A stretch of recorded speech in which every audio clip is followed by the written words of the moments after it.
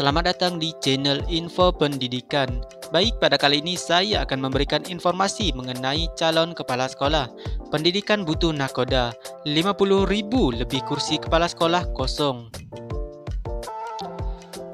Ibarat kapal tanpa kapten, ribuan sekolah di Indonesia kini menuju tanpa arah.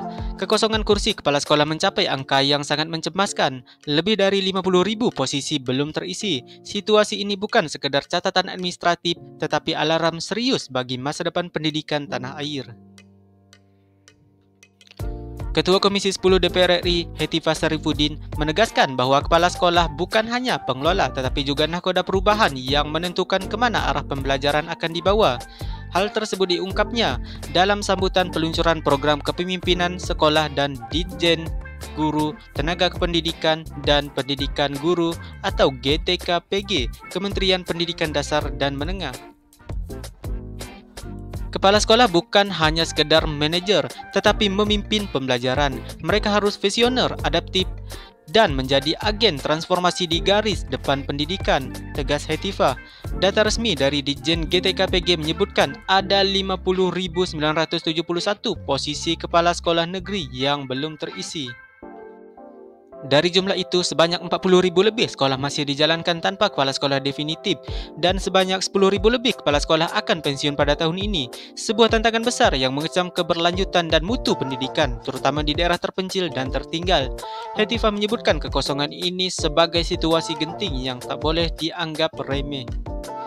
Kita harus bergerak cepat. Pendidikan tidak boleh kehilangan arah hanya karena kekosongan pemimpin di sekolah, kata Hetifah. Di tengah tantangan hadir kabar baik. Pemerintah menerbitkan Permendikbudrisme Nomor 7 Tahun 2025 yang menyederhanakan proses pengangkatan kepala sekolah. Salah satu terobosannya adalah tidak ada lagi mewajibkan sertifikat guru penggerak sebagai syarat utama. Sebagai gantinya, proses seleksi akan mengandalkan kombinasi antara pengalaman, pendidikan, dan pelatihan calon kepala sekolah dari Ditjen GTKPG. Kemajuan lain yang diapresiasi Hetifah adalah peluncuran Sistem Informasi Manajemen Sekolah, Pengawas, dan Tenaga Kependidikan atau SIM KSPSTK. Sistem ini dinilai sebagai terobosan digital untuk mempercepat, mempermudah, dan memperjelas proses penugasan kepala sekolah di seluruh Indonesia. Dengan SIM KSPSTK, pemerintah daerah bisa mempercepat pengangkatan kepala sekolah secara objektif dan data-driven, ujar politisi fraksi Partai Golkar ini. Komisi 10 DPR RI, kata Hetifah, siap menjadi mitra kritis sekaligus pendukung aktif dalam implementasi kebijakan ini, termasuk dalam hal dukungan anggaran dan pengawasan di lapangan. Ia juga menyerukan agar pemerintah daerah tak tinggal diam. Setiap sekolah wajib memiliki pemimpin yang definitif.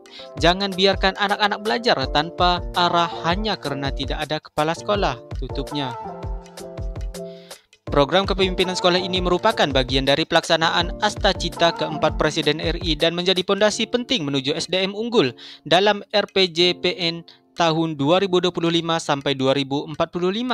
Tanpa pemimpin sekolah yang berkualitas, mustahil cita-cita besar Indonesia Emas bisa tercapai. Kini, tantangannya jelas, mengisi kekosongan, menyiapkan pemimpin, dan menahkodai pendidikan menuju masa depan yang cerah. Sebab pendidikan tak boleh dibiarkan melaut tanpa arah, dan setiap kapal, sebesar atau sekecil apapun, tetap butuh nahkoda.